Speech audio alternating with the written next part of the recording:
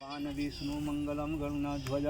मंगलम पुंडरीकाक्ष मंगलाय तनो हरि जय गणेश श्री नारायण नमस्तुभ्यं नरचैव नरोक्तम देवी सरस्वती चैव तस्यामुक्तते प्रभासे स्थितं सावित्री ब्रह्मणाय नमो नमः।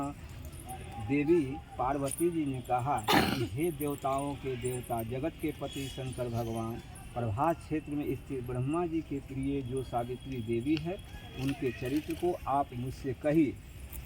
जिससे उनका व्रत को महात्म्य हो और उनके संबंध में इतिहास हो, एवं जो स्त्रियां जे पति व्रत को देने वाला सौभाग्यदायक और महान उदय को करने वाला हो। तब शंकर भगवान ने कहा कि हे महादेवी, प्रभास क्षेत्र में स्थित सावित्री के असाधारण चरित्रों को मैं तुमसे कहता हूँ। हे महेश्वरी सावित्री, स्थल नामक स्थान में राजकन्या सावित्री ने जिस प्रकार से उत्तम वट सावित्री व्रत को पालन किया है, मद्रास देश में एक धर्मात्मा सभी प्राणियों को हित में तत्पर रहने वाला राजधानी तथा राज्यों में रहने वाले प्रजाओं के प्रिय अश्वपति नामक राजा था, जो कि क्षमाशील, संतान, नरहित, सत्यवादी और इंद्रियों को वश में रखने वाला था। एक समय वह राजा प्रभास क्षेत्र में यात्रा के निमित्त वहां पर आया और विधि पूर्वक यात्रा करता हुआ सावित्री के स्थल पर पहुंचा और वहां उस पर राजा ने अपने रानी को साथ इस व्रत को किया, जो सावित्री नाम से प्रसिद्ध हुआ, सभी प्रकार की कामनाओं को पूर्ण करने वाला हुआ। भूर्भुवः स्वः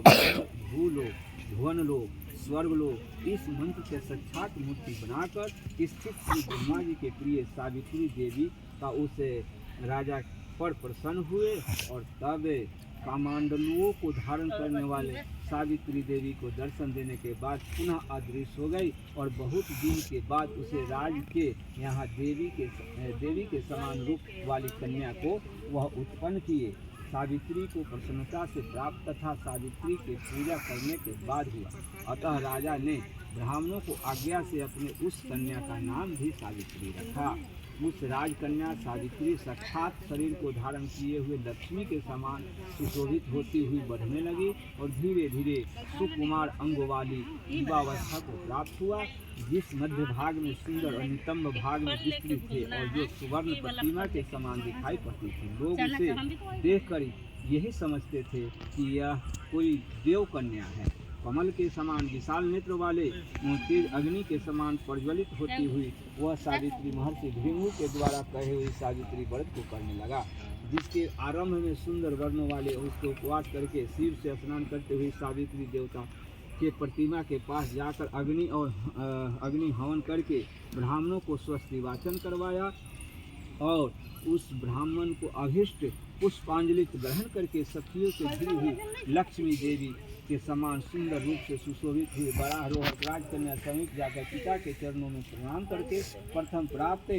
पुष्पांजलि निवृत्त हाथ जोड़कर राज पशु में स्थित हुए। युवावस्था को प्राप्त हुए देखकर राजा ने उस विषय में मंत्रियों को सलाह देकर राजकन्या से कहने लगा कि हे पुत्री, तुम्हें जोग वर को देने का समय आ गया है। मुझसे कोई तुम्हारे तेज से घोषित होकर तुम्हें मांगने के लिए भी कोई नहीं आता है। मैं विचार करने में तुम्हारी आत्मा स्वरूप वर नहीं पा रहा हूँ।